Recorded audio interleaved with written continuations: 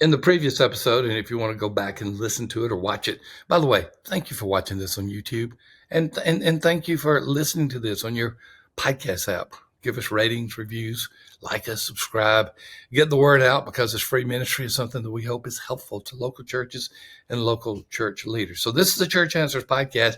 In the previous episode, which will be number 56, we talked about why tracking worship attendance is important. We went over that reasons, that it was the big number. It helps you to see trends. It's an indicator of church health. You can go back and listen to the details of that. I just, almost as an afterthought, mentioned how to count accurately worship attendance, but I'm going to get a little more detail in this particular episode. So as always, we want to thank Belay, our sponsor. It's really pretty crazy. This is episode number 57. Belay's been with us the whole time. They have been our only sponsor, our exclusive sponsor, our founding sponsor. They've been providing this download 25 tasks a pastor can delegate to an assistant. You can look and get that in the show notes, or you can go to belaysolutions.com/Thom Rainer. And they're providing us virtual workers. Us means Church Answers. They are doing that, and they have been doing that for years for us and for our team. So we believe in Belay, and we believe in what they're doing. You can get that download once again by clicking on the link in the show notes, or you can go to belaysolutions.com/Thom Rainer, Thom Rainer. Okay, let's look at 3 ways to keep accurate attendance. All right. I'm primarily talking about worship attendance, but I'm going to have a little twist in this. And so just hang on for a second. But let's get through the first one. The first one is what I just simply call the single counter approach. You have one person counting everything, or within that, you can have the section counter approach. Now, those are all individuals actually counting the numbers. So the first way would be individuals counting, and you can have the single counter, or you can have the section counter. I mentioned in the previous podcast that some smaller churches have one person checking on who's in the preschool area, the children's area, if they have a children's worship, and another person who actually does a count of the people who are sitting or on the stage in the worship service, and then they add those up. So that's one way where you have a person that is actually going through counting. They'll go to the preschool and children's rooms, and they'll ask the leader or teacher there, what's your number for today? They will have already done the count, and they add those up, and it's done. And it's usually done in a matter of just a few minutes, because a lot of churches, when we look at most of our churches, the median size is 65 and under for attendance. It doesn't really take that long. Of course, it will take longer with some larger churches, and so you might need to have a rotation of counters. So the first one of these is the individual counters. And again, they can count sections. They can all do it themselves. There are a few churches that actually have dual counters for the same area.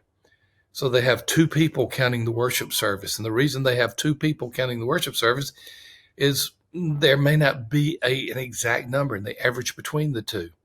I was in a church that did that for many years. The differences were so slight when there weren't any, they just thought it was too much extra effort. So they said, we can do fine with 1 counter because we're not off that much anyway with the 2 counters. But this approach is simply having people count. That's it. They stand at the back, usually. That's usually where they do, where everybody else is facing the front of the stage, and they count the heads. And they always know to kind of look around to see if there are any kids lying down in their parents' lap, but they count everybody. Then they go to the children's area, preschool area, and they get a number from there. So that's a person actually counting. Okay, I'm going to throw a little bit of curveball here, because I have been advocating in the previous episode that tracking worship attendance is important. That was in episode number 56. And now I'm talking about how to count worship attendance, but I'm going to throw a little bit of curveball.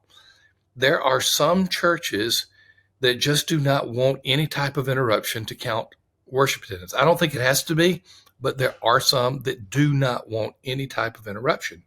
And so what they do is they get their Sunday school number or their small group number, and they add a percentage. For example, I mentioned in the previous episode, I did a consultation They were not counting their worship attendance. I said, try to get me a number on a particular Sunday where you can tell me the percentage, where you can tell me the worship attendance. Do it on one Sunday, and then your Sunday school attendance. And let's look at the difference between the two. Difference in the two was roughly 25%. And so we were able to estimate their worship attendance to be 25% more than their Sunday school attendance. You could say small groups, community groups, home groups, life groups, any of those names. So you could do a factor of the group attendance. My preference, of course, is to do the actual count every Sunday for worship. But if you insist that you do not want to, at least take one or two Sundays to go through the act of counting people in worship and then see what the percentage is compared to your groups, and then use your groups as your base number and then apply whatever the factor would be. For ours, we had to add 25% to get the to get the worship attendance. Again, not recommending that one, but that's the choice that some churches have. And so we understand that fully. A third option is basically what I would call a technological option. There are a few churches that have facial recognition counters. I know it sounds a little bit creepy. It almost sounds like Big Brother has come to church or Big Sister has come to church. I get that, but there are some churches that do that, and it's not necessarily putting down different names for faces. It's counting the unique faces that are coming in. Maybe a less intrusive approach is to have a technology that counts the number of people who are actually coming into the worship center. And then you can add the kids to that, the kids number to that, children's worship, whatever. And it's basically technology that you come into the worship center and it counts you. Just as simple as that.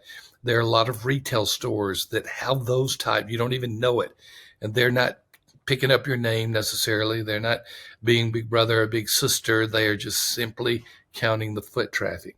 So these are the three most common ways if you are counting worship attendance.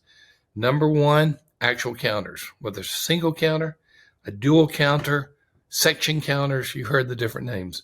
Number two, they are doing so as a relative to their group, such as Sunday school, small group types, whatever that may be. And again, I gave you the example where in a church, we measured it one time, it being the worship attendance, and it was 25% greater than they had a Sunday school small group system. And so we estimated that every Sunday school attendance could be increased by 25% to give and measure an estimated measure of worship attendance. And then thirdly, I gave this example, and it was the example of technology. Some facial recognition, not very popular with a lot of church members, so I understand that. And the other technology is traffic counter, people actually coming in to the worship center. So we've taken 2 episodes why tracking worship attendance is important. I call it vital to understand the health of the church. And then in this episode number 57, 3 ways to keep accurate worship attendance. Keep in mind, folks, that we drop 3 podcasts at one time. You have 2 of them related to worship attendance, episode number 56 and episode number 57. If you haven't listened to 56, go back and listen to that, and you can connect these 2 together. Hope this has been helpful. I enjoy going over this information that maybe you don't hear covered in a lot of places, and we try to give it to you succinctly and give you the information, get you in and out of this podcast within 10 minutes, or if you want to speed up my Southern drawl on 1.5 to 2 speed, even quicker. And so you're able to get through this information as quickly as possible. As always, we thank Belay for being our sponsor. We thank Belay for being the founding sponsor for us, for being the exclusive sponsor.